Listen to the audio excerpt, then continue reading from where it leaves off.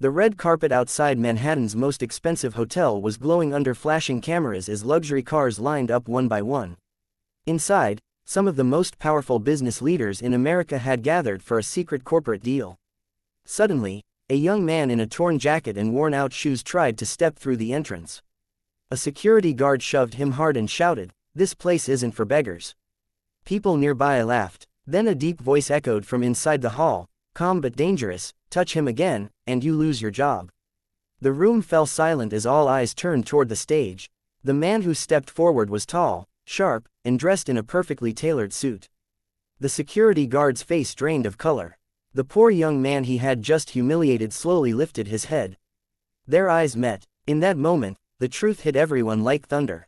The man in the torn jacket was the real owner of the company hosting the event. Whispers spread through the crowd. The young man's eyes carried no excitement, only buried rage. He spoke softly, "Tonight, you all find out what you created." The revenge had officially begun. 8 years earlier, that same boy had been surviving in the freezing streets of Brooklyn. His name was Ethan. He lived with his sick mother in a tiny rented room with cracked walls and flickering lights. Some nights they shared one meal. Other nights, they shared only silence. Ethan searched for small jobs every day, carrying hope in his eyes and hunger in his stomach. But in the city of dreams, nobody dreams for the poor. He was invisible to most and unwanted by all. Ethan once gathered the courage to enter a large corporate building to apply for work. The receptionist looked him up and down and laughed. "People like you don't belong here," she said loudly enough for others to hear. The security guards grabbed Ethan by the arms and dragged him out in front of everyone. He fell onto the pavement as people watched without hesitation. The laughter burned into his soul. As he stood up with bleeding hands, Ethan whispered to himself, "One day, you will all bow your heads." That was the day his heart changed forever. That very night, his mother's condition suddenly worsened. Ethan rushed her to the emergency room, terrified and shaking. The doctor spoke without emotion. "Immediate surgery is required. No cash, no treatment." Ethan searched his pockets, shaking as coins fell into his palm. He begged, he cried, he knelt on the hospital floor. But the rules didn't bend for broken people. By morning, his mother was gone. Ethan held her cold hand and felt the world collapse around him. Something inside him also died that day, his fear.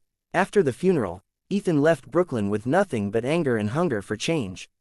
He worked on construction sites during the day, lifting bricks under burning sun.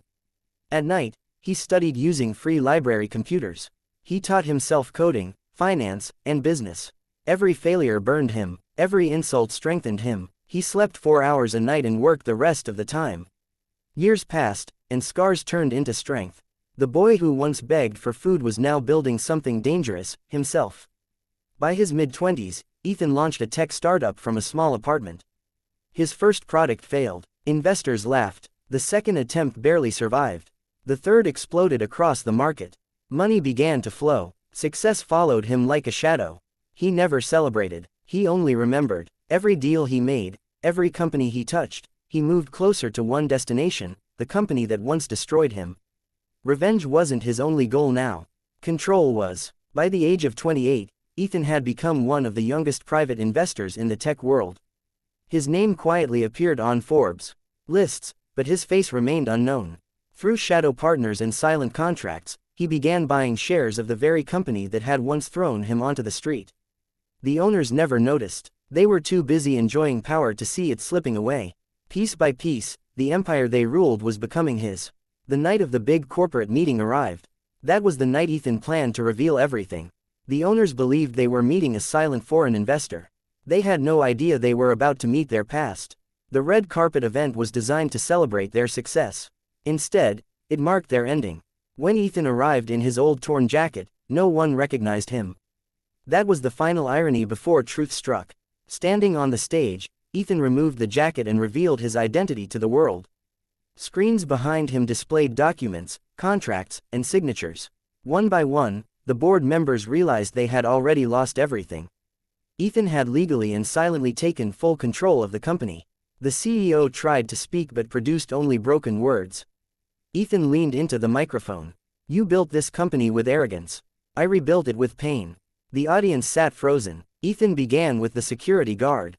"You judged a man by his clothes," he said coldly. The guard was dismissed on the spot. Then he turned to the receptionist who once laughed at him. "You taught me what humiliation feels like." She was forced to issue a public apology before being terminated. Finally, Ethan faced the CEO. "You created the rules that killed my mother." The evidence of fraud and bribery appeared on screen.